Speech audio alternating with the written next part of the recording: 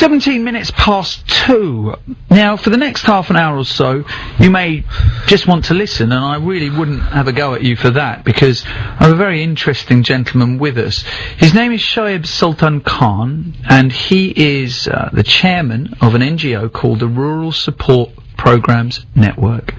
Mr. Khan, welcome to the BBC Asia Network. Thank you very much for having me.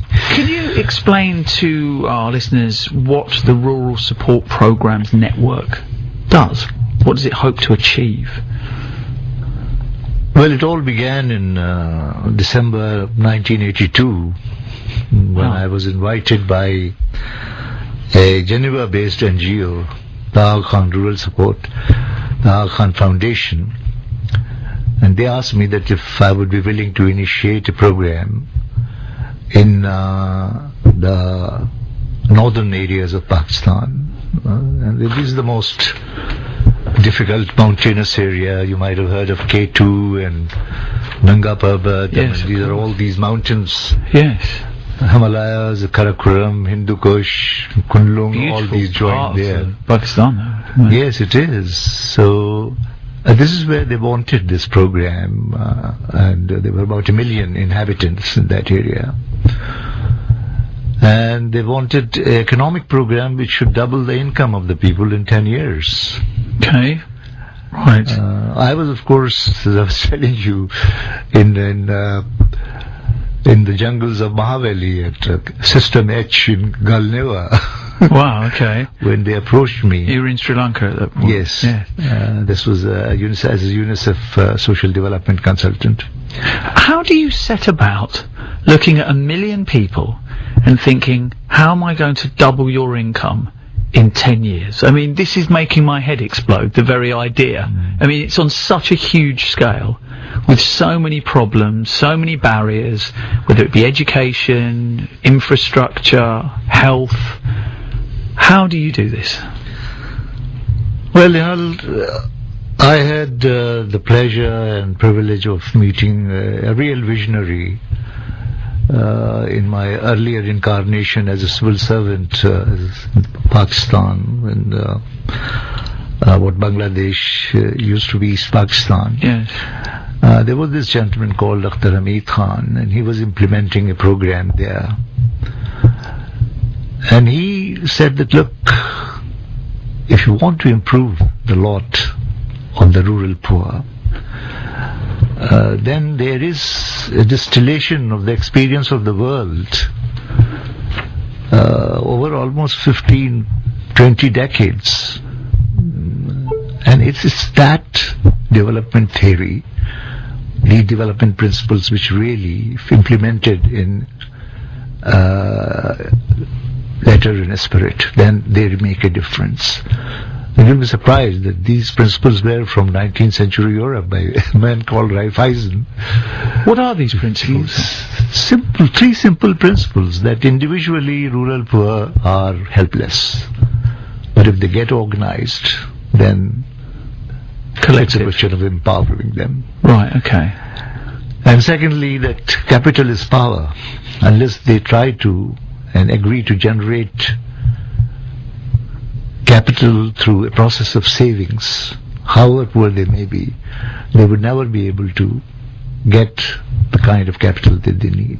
So rather than subsistence living, which is living hand to mouth effectively, you have to learn to compartmentalize your money and save for a rainy day and use that money to invest in new ideas and new equipment, and you have to think like an entrepreneur, do you? See, because the whole assumption and the basis of this is that there is tremendous potential in people, even the poorest of the poor. Well, that's the saddest thing about it, isn't it? You know, I mean, I don't know, Michelangelo, when people used to praise his David, he would say, I have done nothing. David was there in the marble. I simply removed the superfluous material. This is exactly what applies here to the poor. There is tremendous potential in them. All that is needed is how to remove the obstacles which are preventing from unleashing that potential. And that unleashing happens. It cannot happen on an individual basis. But where do you start?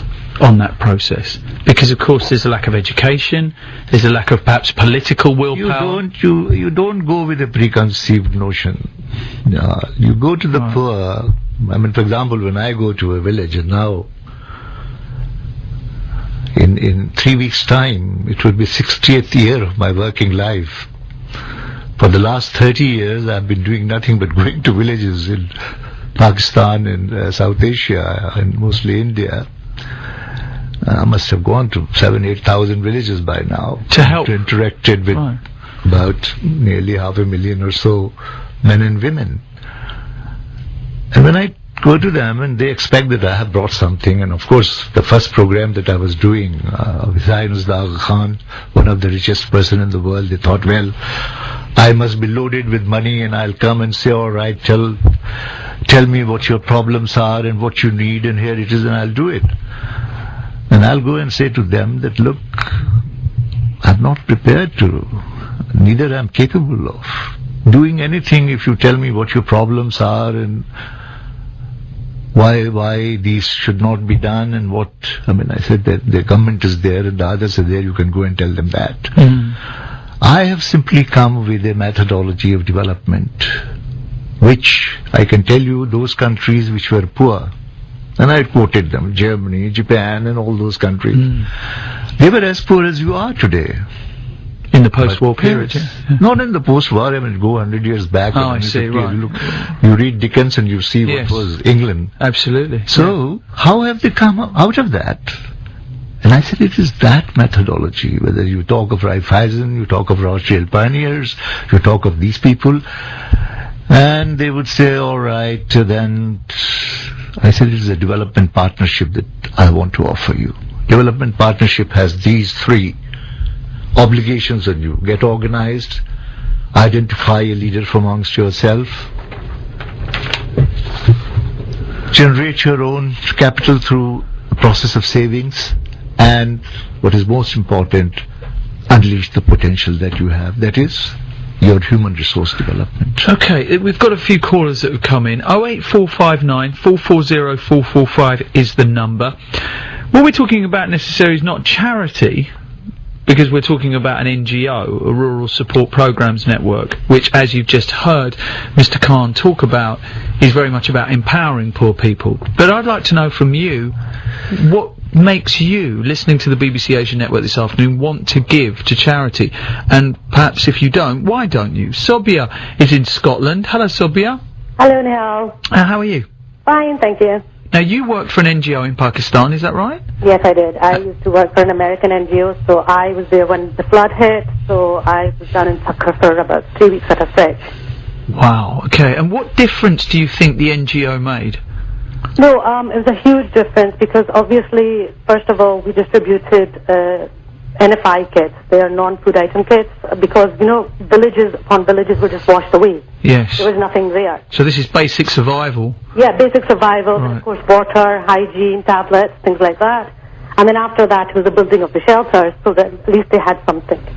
Right. But my basic point, what I wanted to make was that after seeing that, and there were times when we used to come back, and like the gentleman just said, when you go there are like thousands of people who are just standing, and they see you come in a car and they think they're going to give us God knows what.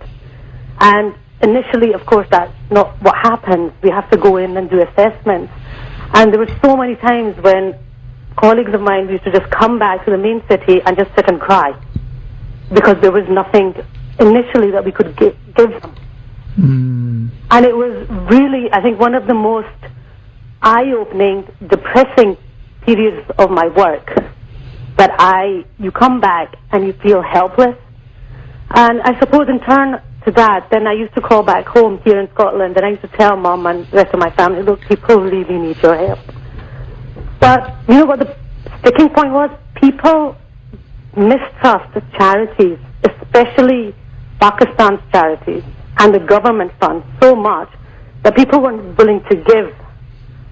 So what I saw personally was that a lot of people, even in the country, and Asians, especially British Asians, give a lot. I saw that in the earthquake as well. Yes. But this time the giving was of a different nature. They weren't giving to charities and they weren't giving definitely to the government. What they were doing is they were going through their own channels. So you had people hiring out big vans, hiring out trucks, loading water, loading stuff themselves, going to places and distributing. So then they had the surety that the money that they were giving was actually going to the people who needed it. That's interesting. That was one of the fundamental differences between the earthquake and the flood. I commend him that he's been to so many villages, but the obstacles that we faced, a 10-year program, I'm just a little bit apprehensive that because there's so many cultural issues. Then you've got feudalism, then you've got the government. Well, Sophia, just stop me there for a second. I mean, Mr. Khan, these were points I was going to raise as well, is that in many ways, politicians, it suits them to keep poor people poor and ignorant. Exactly. Because once they are poor and ignorant, they can control them a lot easier, couldn't they? I mean, the feudal system, as it were, where landowners essentially tell people how to vote and how to think. Now, how easy is it to break that chain? And did you attempt to? Well, Nihal, there are perceptions and perceptions. And there are realities. And there are realities. And the main thing is that you should go to the field. I mean, Sobia had one experience. I mean, there are other experiences also. And she's talking about emergencies. I was talking about development. Yes. I mean, the same area she's talking about, for example, 3 years ago, I went to the Chief Minister, Qaim Ali Shah, and I narrated what has been achieved in northern areas of Pakistan and in Andhra Pradesh, where there are 10 million women organized now with 50 million really population. And he said, all right, I'll give you these two districts, Kashmir, Kandkot and Shikarpur. And from the Indian experience, I decided that we would only work with women. In 16 months, almost 200,000 women got organized. And then floods came. Of course, the magnitude of the flood was such that this Sindh Rural Support Organization with which I was associated, I mean, it had to sort of get resources to provide food, to provide non-food utensils and other things to almost 2-3 million people. And in a very short time. We had to, in rehabilitation, there were 43 villages we had to be rehabilitated. Can you engineer development? And I think this is what Sobia is getting at. Can you engineer development in spite of government? Or do you have to have the government on side? Government are also individuals. Yes, a human being. I mean, find one chief minister, he says, yes, of course I'll do it. I go to others and they are not interested. So it's a question of opportunity. I mean, I went to India and there I found that from Sonia Gandhi to Rahul Gandhi to Chandrababu Naidu to Reddy, everybody said, oh yes, of course, this is what we'll do, and this is how it happened. So, and did they follow through? Of course. I mean, that's what I'm saying. The words became deeds. Yes. And I mean, in Pakistan, so don't be so cynical, Sobia. Unfortunately, no, I'm not cynical. I'm not cynical, but it's just the apprehension. Experience. No, yeah. I mean, basically, you see, so people have this perception to an extent because people have given and they've not seen output. So yes. That she's right. Okay, we're not going to give. All right, Sobia. That Sobia is right. I mean, because of course there has been so many malpractices and other things that obviously, when we were being asked, I mean, much of the things which we got when we were asked that which are the best. But for example, I mean, look at our outreach. I mean, we have about 280,000 community organizations with nearly 4.6 million households in Pakistan. In Pakistan, right. Okay. Which is almost 30 million people. Yes. Now, how would you say that they have been practically helped, those people in those households? I mean, for example, this earthquake, when the earthquake came, these two organizations, the Rural Support Program Network organization, the National Rural Support Program and the Sarhad Rural Support Program, they almost rehabilitated 122,000 households out of 500,000. What define rehabilitate? What do you mean by rehabilitate? Construction of the sort of earthquake-resistant houses. Right. Okay. Providing them the infrastructure sort of relief in the beginning, and then of course training them and all that kind of thing. Right. And these were NGOs. But it was not done by. Let me clarify one thing. NGOs can only do up to a certain point, but NGOs like us, I mean, our main focus is on fostering institutions of the people. Right. I was telling you about organization. The basic unit is the community organization. Once in a village, when there are maybe 10, 15 community organizations, they form a village organization. And now they've started forming at a union level local support organization. In India, they did the same thing. They started with a self-help group of 15 women, then federated at the village level as a village organization, and now they are at Mandal Samakhya, and then going to the Zilla. Okay. So these institutions of the people really, I mean, in our experience in emergencies and floods, they are the ones who really do the maximum work, and they are the ones who are the most transparent and honest. But if you go to individuals or to individual NGOs, then of course you can't be very sure. Okay, Sabir, thank you very much. Amir, good afternoon, Amir. Good afternoon. What would you like to say, sir? Well, it was interesting to hear large projects, and it's great people are doing all that work.